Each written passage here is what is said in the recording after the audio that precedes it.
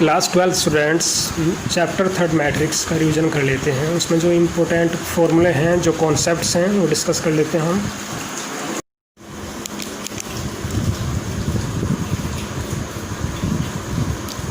Class 12 chapter 3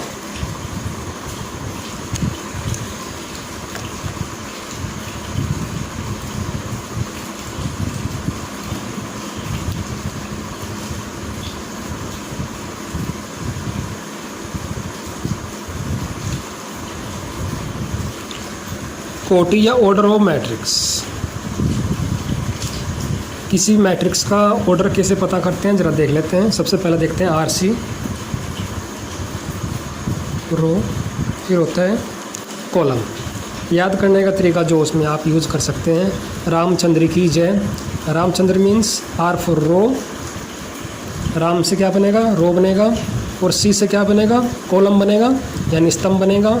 रो को क्या बोलते हैं, पंक्तियाँ बोलते हैं। ये पंक्तियाँ हैं, ये पंक्तियाँ हैं, और इन्हें क्या बोलते हैं, कॉलम बोलते हैं। ये कॉलम हो गए आपके C1 C2 C3 R1 R2 R3, ये हो गई आपकी रो हो गई। ठीक है जी। सपोज 2 4 6 2 0 8 5 6 0। हाउ मैनी रो, कितनी रो हैं, R1 R2 R3 C1 C2 C3 according to RC। तो ऑर्डर क्या होगा यहाँ पर, कोटि क्या होगी, कोटि क्या होगी इस मैट्रिक्स की, 3/3 3/3 यानी RC, रो एंड कॉलम। आगे बढ़ते हैं बच्चों।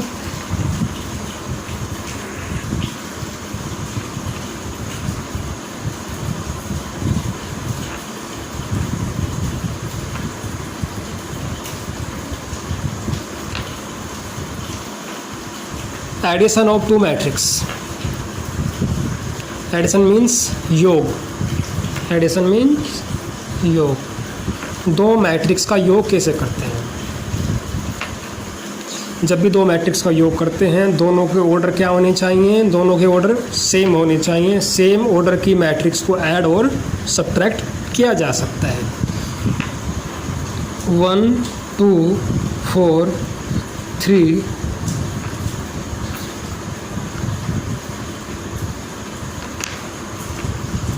पहली शर्त क्या रहेगी, दोनों मैट्रिक्स का क्या होना चाहिए, ऑर्डर सेम होना चाहिए। ये भी 2/2 की है, 2/2, ये भी 2/2 की। तो सबसे पहले क्या कंडीशन होती है, दोनों का ऑर्डर सेम होना चाहिए। और फर्स्ट एलिमेंट, इसके फर्स्ट एलिमेंट को इसके फर्स्ट एलिमेंट से ऐड करते हैं। तो 1 और 6 कितना हो जाएगा आपका, 7 हो जाएगा। 2 + 4 6 हो जाएगा। 4 + 10 कितना हो जाएगा, 14 हो जाएगा। और 3 हो जाएगा। तो एक बार फिर रिवाइज कर लेते हैं। एडिशन और सब्ट्रैक्शन पर विशेष ध्यान देंगे। एडिशन से सब्ट्रैक्शन बनेगा, दोनों मैट्रिक्स का, दोनों वायु का जो ऑर्डर है वो सेम होना चाहिए।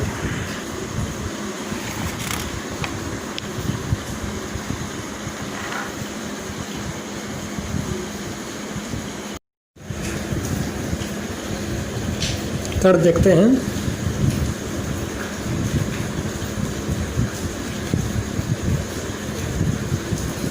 सब्ट्रैक्शन ऑफ टू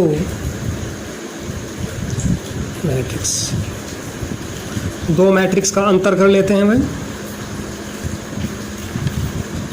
पहली शर्त क्या रहेगी, दोनों का ऑर्डर सेम होना चाहिए, इन दोनों की कोटि सेम होनी चाहिए। 2 4 6 3 माइनस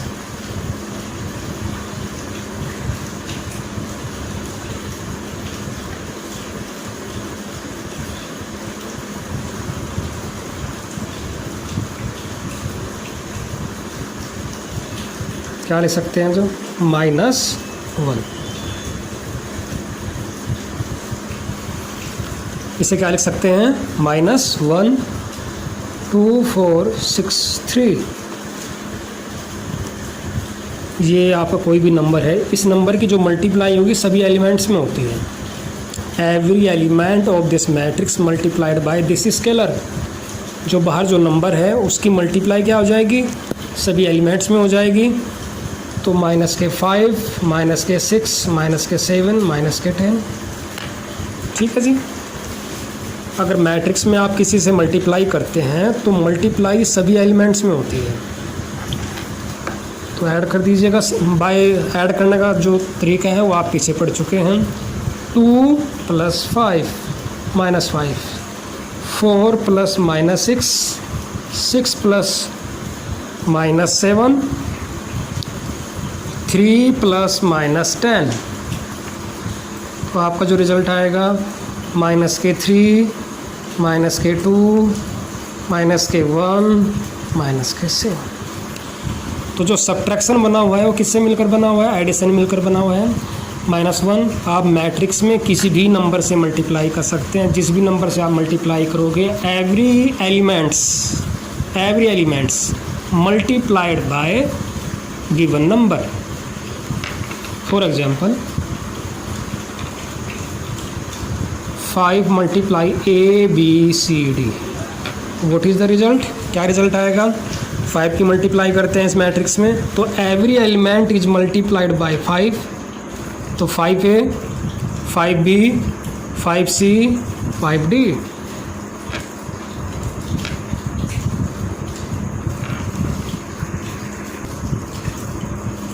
आगे चलते हैं।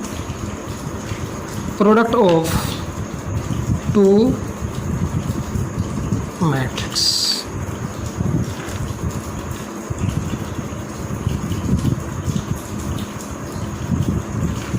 प्रोडक्ट बोलते हैं गुणन, यानी दो मैट्रिक्स की गुना कैसे करते हैं, जरा उसे देख लेते हैं भाई। गुणन इसको बोलते हैं, इंग्लिश में क्या बोलते हैं, द प्रोडक्ट ऑफ 2 मैट्रिक्स।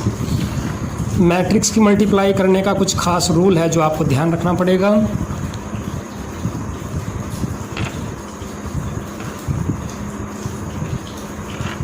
पहली मैट्रिक्स का जो ऑर्डर है और बाद वाली मैट्रिक्स का जो ऑर्डर है उसमें ये दोनों सेम होनी चाहिए। पहले के कॉलम, पहले वाली मैट्रिक्स का कॉलम बाद वाली की रो बराबर होनी चाहिए, और इनसे जो रिजल्ट बनेगा मल्टीप्लाई करने के बाद जो मैट्रिक्स आएगी उसका ऑर्डर क्या होगा, 2/2। दोबारा फिर देखो, पहली मैट्रिक्स का जो ऑर्डर है और दूसरी मैट्रिक्स का जो ऑर्डर है, पहली मैट्रिक्स की कॉलम, पहली मैट्रिक्स के जो कॉलम हैं और बाद वाली मैट्रिक्स के जो रो है वे दोनों क्या होनी चाहिए, इक्वल हो जानी चाहिए। तो यहाँ पर 3 से आप समझो 3 कैंसिल हो गया, तो क्या बचेगा आपके पास, 2/2। तो मल्टीप्लाई का रूल जरा विशेष ध्यान दें, कॉलम और रो इक्वल होनी चाहिए ऑर्डर में। एक एग्जाम्पल लेके बताता हूँ आपको, उदाहरण लेके बता देता हूँ। आगे बढ़ते हैं। 2 1 4 2 3 1 0 4। तो पहले वाले का ऑर्डर कितना है, 2/2। दूसरी वाली का ऑर्डर भी कितना है, 2/2। तो इनकी मल्टीप्लाई से ज़रा देखो, 2/2 2/2, ये दोनों क्या होनी चाहिए, इक्वल होने चाहिए। ये पहले वाली का ऑर्डर है, ये दूसरे वाली का ऑर्डर है। ये पहले वाली मैट्रिक्स का ऑर्डर है, ये दूसरे वाली मैट्रिक्स का ऑर्डर है। तो जो अंदर की तरफ हैं दोनों, वे दोनों कट जाएंगे, दोनों इक्वल होने चाहिए। तो जो बनेगी वो 2/2 की मैट्रिक्स बनेगी। ज़रा देख लेते हैं कैसे मल्टीप्लाई करते हैं। ये पहली रो लीजिए आप,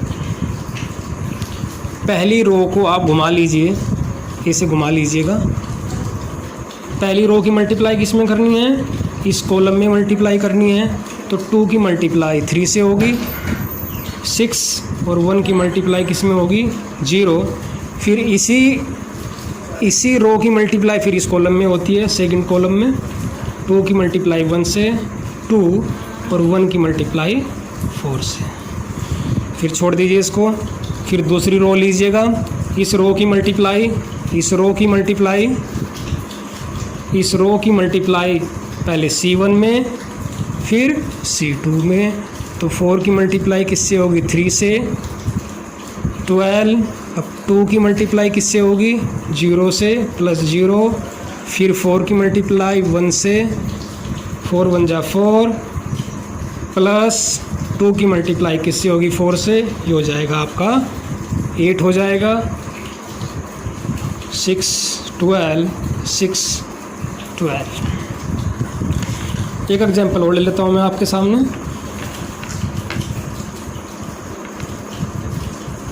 2 0 3 1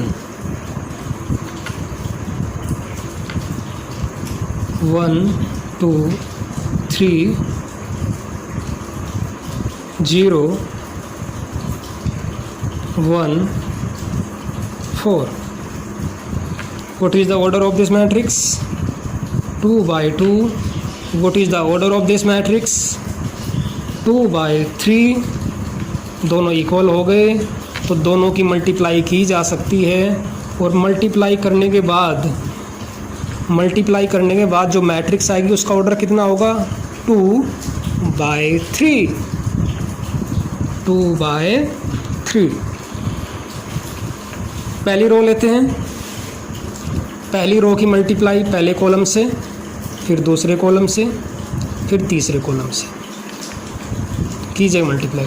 2 की मल्टीप्लाई 1 से कीजिएगा, प्लस फिर 0 की मल्टीप्लाई 0 से कीजिएगा 0, फिर इसी रो की मल्टीप्लाई दूसरे कॉलम से करते हैं। 2 2 जा 4 और 0 की मल्टीप्लाई 1 से 0 आएगी। फिर इसी रो की मल्टीप्लाई किससे करते हैं जी, थर्ड कॉलम से करते हैं। 2 3 जा 6 और 0 की मल्टीप्लाई से ये आ गया। ये पूरी हो गई, पहली रो कंप्लीट हो गई। अब क्या उठाते हैं, सेकंड रो उठाते हैं। सेकंड रो की मल्टीप्लाई पहले C1 से होगी, फिर C2 से होगी, फिर C3 से होगी। तो 3 1 जा 3 प्लस 1 की मल्टीप्लाई 0 से 0, फिर 3 की मल्टीप्लाई 2 से 6 और 1 की मल्टीप्लाई से, फिर 3 की मल्टीप्लाई 9 प्लस 4। हमारे पास जो रिजल्ट आएंगे 2 4 6 3 7 13। 2 by 3। कोई डाउट? दोबारा फिर एक बार रिवाइज कर लेते हैं। R1 की मल्टीप्लाई C1 से होगी, C2 से होगी, C3 से होगी। फिर R2 की मल्टीप्लाई C1 से, C2 से, C3 से। मल्टीप्लाई करने से पहले कुछ विशेष ध्यान रखेंगे। पहले वाले के कॉलम दूसरे वाले के रो के साथ मैच करने चाहिए, और ये दोनों हट जाएंगे यहाँ से, तो क्या बचेगा आपके पास, इधर से 2 बचता है, इधर से 3 बचता है। तो ऑर्डर क्या होगा मैट्रिक्स का 2 by 3 होगा। नेक्स्ट टॉपिक ले लेते हैं बच्चों, transpose of A matrix. Transpose को हम रिप्रेजेंट करते हैं A डैश से। ट्रांसपोज का मतलब क्या होता है,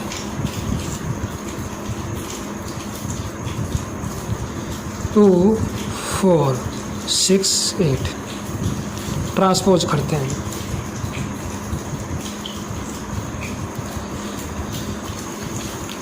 जो रो हैं वे कॉलम में बदल जाती हैं। जैसे पेंसिल रखी हुई है, ये रो है, तो किस में बदल जाएगी घूमकर, कॉलम में। दोनों रो किस में बदल जाएंगी, कॉलम में। यानी 2 4 6 8 2 4 6 8 क्या बोलते हैं इसको, ट्रांसपोज ऑफ ए मैट्रिक्स। इसको किससे डिनोट करते हैं, A डैश से रिप्रेजेंट करते हैं। इसमें रो और कॉलम आपस में एक्सचेंज हो जाते हैं, बदल जाते हैं। इसमें जो कॉलम था, अगर आप ध्यान दो, वो रो बन गई है, तो कॉलम तो रो में बदल जाते हैं, रो कॉलम में बदल जाती हैं। जो ये जो पेंसिल को ज़रा ध्यान से देखो, इसे टर्न कर दीजिएगा। ये सब के लिए करना है आपको, फॉर ऑल रोज। तो रो को कॉलम में बदल देने को इसको क्या बोलते हैं? ट्रांसपोज। इसको रिप्रेजेंट करते हैं डैश से। इसको हिंदी में अगर आप हिंदी में चेक कर लेते हैं ट्रांसपोज को क्या कहते हैं। आगे बढ़ते हैं, कुछ फॉर्मूले हैं इससे रिलेटेड, फॉर्मूले भी रिवाइज कर लेते हैं। अगर आप दोबारा से ट्रांसपोज करें, अगर आप इसी का दोबारा से ट्रांसपोज करें तो ये जो रो है वो किस में बदल जाएगी? कॉलम में बदल जाएगी। ये भी कॉलम, ये रो है किस में बदल जाएगी? कॉलम में बदल जाएगी। तो तुम ध्यान दो तो दोबारा फिर वही आ गया। तो किसी मैट्रिक्स को अगर आप 2 बार ट्रांसपोज कर दें तो इटसेल्फ वही आ जाता है जो पहली थी। तो एक फॉर्मूला आप ध्यान रखेंगे, 2 बार ट्रांसपोज करने से वही मिल जाएगा। दूसरा, a प्लस बी का अगर आप ट्रांसपोज करते हैं तो a का ट्रांसपोज प्लस b का ट्रांसपोज हो जाता है। थर्ड, a b का अगर आप ट्रांसपोज करते हैं तो b का ट्रांसपोज, a का ट्रांसपोज। चौथा, k a का ट्रांसपोज। तो k तो बाहर आ जाएगा, a का ट्रांसपोज हो जाएगा। डबल ट्रांसपोज a हो जाएगा, a प्लस b का ट्रांसपोज a का। सममित आयु, सममित आयु सिमेट्रिक मैट्रिक्स। सिमेट्रिक मैट्रिक्स किसे कहते हैं? सममित आयु किसे कहते हैं? अगर आप किसी आयु, कोई आयु ले लेते हैं या आपने आयु ले ली, अगर आप किसी मैट्रिक्स का ट्रांसपोज करते हैं और दोबारा से आपको वही आयु मिल जाए तो उसे क्या कहते हैं? सममित आयु कहते हैं। उदाहरण के लिए आप जरा देख लीजिएगा, 2 3 3 4। अगर आप इसका ट्रांसपोज करेंगे दोबारा फिर आपको ये आयु मिल जाएगा। तो किसी भी मैट्रिक्स का अगर ट्रांसपोज करें और दोबारा से आपको वही आयु मिल जाए तो उसे क्या कहते हैं? सममित आयु कहते हैं। इसकी कुछ प्रॉपर्टियां होती हैं।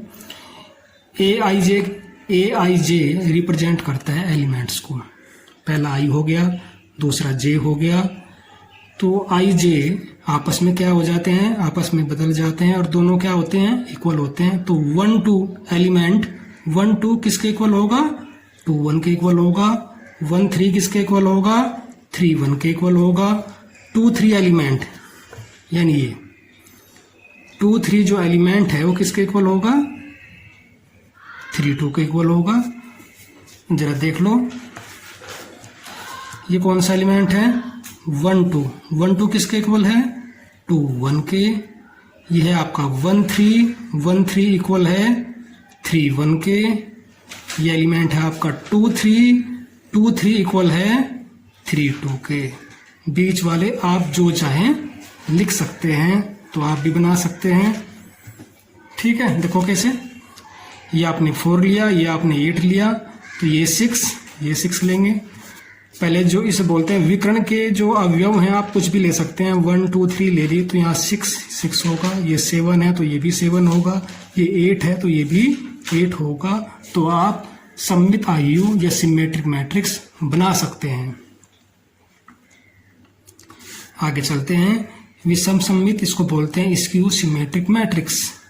अगर किसी मैट्रिक्स का ट्रांसपोज किया जाए और -a आ जाए, जो उसकी ओरिजिनल मैट्रिक्स थी उसमें किसकी क्या चेंज हो गया है? माइनस से मल्टीप्लाई हो गई है। तो इसको क्या बोलते हैं? स्क्यू सिमेट्रिक मैट्रिक्स, विषम सममित मैट्रिक्स कहते हैं। इसकी क्या खास बात होती है? इसमें सिर्फ माइनस का फर्क होता है। जो एलिमेंट 1 2 है वो -2 1 हो जाएगा और जो एलिमेंट 3 1 है वो -1 3 हो जाएगा। यहाँ पर क्या था? यहाँ पर 3 ये इसके इक्वल होगा। यहाँ पर क्या होगा? साइन अलग होगा। अगर ये 3 है तो ये कितना होगा? -3 होगा। ये तो होगी पहली केस। जरा दूसरे केस देख लेते हैं। अगर दोनों नंबर सेम हो, यानी 1 1 हो, 2 2 हो, 3 3 हो, उस केस में क्या होता है? आप आई जे को क्या ले लेते हैं? इक्वल ले लेते हैं। तो ए आई आ जाता है, माइनस के ए आई बनता है। उधर जाकर कैसा हो जाएगा? प्लस का हो जाएगा, 2 डिवाइड में जाएगा। तो हमेशा ए आई इक्वल टू कितना होगा? 0। ए आई मीन्स 1 1, यानी दोनों सेम है। 1 1 2 2 3 3, ये सारे कैसे होंगे? आपके 0 होंगे। यानी विकर्ण के जो अवयव हैं वे सारे कैसे होंगे? 0 होंगे। एग्जाम्पल देख लेते हैं। तो ये आपका विकर्ण आ गया। तो विकर्ण के जो एलिमेंट हो कैसे होंगे? 0 होंगे। ये एलिमेंट कौन सा है आपका A12, ये आपका कौन सा है A21। इन दोनों में क्या डिफरेंस है माइनस का। तो अगर आप ये 2 लोगे तो हमेशा क्या लोगे इसको -2 लोगे। अगर आप इसका ट्रांसपोज करते हैं तो जो रो किस में बदल गई कॉलम में बदल गई। इन सब में से माइनस का कॉमन लीजिएगा, ये दोबारा से क्या बन गया मैट्रिक्स A बन गया, तो -A लिख सकते हैं। तो आप विषम सममित आयु बना सकते हैं। कैसे बना सकते हैं, हमेशा विकर्ण के जो अवयव हैं वे क्या होंगे 0 होंगे। ये 3 है -3 है तो ये हमेशा कैसा होगा 3 होगा, उसके अपोजिट साइन का होगा। ये 2 है तो ये -2, ये 3 है तो ये -3, ये -4 है तो ये 4 होगा। कौन सी केस से, केस फर्स्ट से और केस सेकंड से। केस सेकंड क्या रिप्रेजेंट करती है, विकर्ण के जो अवयव होंगे, विकर्ण के जो अवयव होंगे वे सारे 0 होंगे।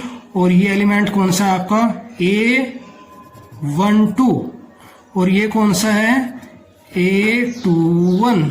इन दोनों में क्या अंतर दिखाई देता है आपको माइनस प्लस का अंतर दिखाई देता है। ये 2 है तो ये आपका -2 होगा। समझ में आ गया आपको। आगे एक पर में देख लेते हैं, थ्योरम देख लेते हैं। प्रत्येक वर्ग आयु को, वर्ग आयु किसे कहते हैं जिसके रो और कॉलम पंक्ति और स्तंभ बराबर होते हैं उसे वर्ग आयु कहते हैं। प्रत्येक मैट्रिक्स को सममित आयु और विषम सममित आयु के योग के रूप में लिखा जा सकता है। ध्यान दीजिए, प्रत्येक वर्ग आयु को सममित और विषम सममित आयु के रूप में लिखा जा सकता है। जैसे हमारे पास कोई मैट्रिक्स ए है, उसे क्या लिख सकते हैं P + Q। P क्या होगा यहाँ पर सममित आयु हो गया, Q क्या है यहाँ पर विषम सममित आयु हो गया। ए को कैसे लिख सकते हैं, इस फॉर्म में लिखा जा सकता है। अगर आप ब्रैकेट सोल्व कर दें, हाफ की मल्टीप्लाई अंदर कर दें तो कटने के बाद क्या आएगा यहाँ पर ए ही आएगा। करके देख लेते हैं। जैसे हाफ ए डैश प्लस हाफ ए माइनस हाफ ए डैश, इससे ये कैंसिल हो गया तो हाफ ए और हाफ ए पूरा क्या बन जाएगा ए बन जाएगा। एक बात और ध्यान कर लेते हैं, ए प्लस ए का ट्रांसपोज हमेशा क्या रिप्रेजेंट करता है सममित आयु को रिप्रेजेंट करता है। ए माइनस ए डैश, ए का डैश मीन्स ए का ट्रांसपोज क्या रिप्रेजेंट करता है विषम सममित आयु को प्रदर्शित करता है। अगर किसी मैट्रिक्स में उसके ट्रांसपोज को जोड़ दिया जाए तो दोनों मिलकर क्या बनाते हैं, दोनों मिलकर सममित आयु बनाते हैं। अगर उनका अंतर कर दिया जाए तो हमेशा क्या बनता है विषम सममित आयु बन जाता है। हाफ से मल्टीप्लाई करने से कोई फर्क नहीं पड़ेगा, हाफ से मल्टीप्लाई करने सममित आयु रहेगा। किसी स्केलर से मल्टीप्लाई करने पर सममित और विषम सममित आयु पर कोई फर्क नहीं पड़ता। आगे बढ़ लेते हैं, एक उदाहरण ले लेते हैं। हमारे पास एक मैट्रिक्स दिया है, इसको किस फॉर्म में लिख के दिखाना है, इसको P + Q। पहले ए ले लेते हैं, उसका ट्रांसपोज कर लेते हैं। रो किस में बदल गई कॉलम में बदल जाती हैं, रो किस में बदल गई कॉलम से क्या बोलते हैं ट्रांसपोज करना बोलते हैं। दोनों का योग कर लेते हैं। दोनों का योग करने पे आप योग करना जानते ही होंगे। फर्स्ट एलिमेंट इसके फर्स्ट एलिमेंट से ऐड हो जाएगा, सेकंड से ऐड करने के बाद ये आ गया। फिर हाफ से मल्टीप्लाई करते हैं। जब हाफ से मल्टीप्लाई करते हैं किसी भी मैट्रिक्स में तो उसका प्रत्येक अवयव हाफ से गुना हो जाएगी, प्रत्येक एलिमेंट की हाफ से गुना हो जाएगी। जब 4 को हाफ से, जब हाफ की मल्टीप्लाई 4 से करते हैं तो कट के कितना आएगा 2 आएगा, तो ये 2 हो जाएगा। ये 3 1 3 4 3 1 3 4 बन जाएगा। फिर दोनों का अंतर, इसे क्या लिख सकते हैं आप, इसे किससे रिप्रेजेंट कर सकते हैं, इसे आप P से रिप्रेजेंट कर सकते हैं। फिर दोनों का अंतर लेते हैं, ये होता है -1 की मल्टीप्लाई सब में हो जाएगी। फिर दोनों को ऐड करते हैं, ये बन जाएगा। फिर हाफ से मल्टीप्लाई करते हैं, every element is multiplied by half, you will get this. इसे क्या लिखते हैं, इसे हम Q लिख सकते हैं। नाउ अब P और Q को ऐड कर दीजिए। P कितना है आपके पास, ये आपके पास P है, ये आपके पास Q है, तो P लिख दिया, यहाँ पर Q लिख दिया, दोनों को ऐड करते हैं। तो ऐड करने के बाद जो आता है वो क्या आता है, A ही आता है। इससे क्या प्रदर्शित होता है कि A को सममित तथा विषम सममित आयु के योग के रूप में लिखा जाता है। A ही नहीं, प्रत्येक स्क्वायर मैट्रिक्स को, प्रत्येक वर्ग आयु को सममित तथा विषम सममित आयु के रूप में लिखा जा सकता है। धन्यवाद।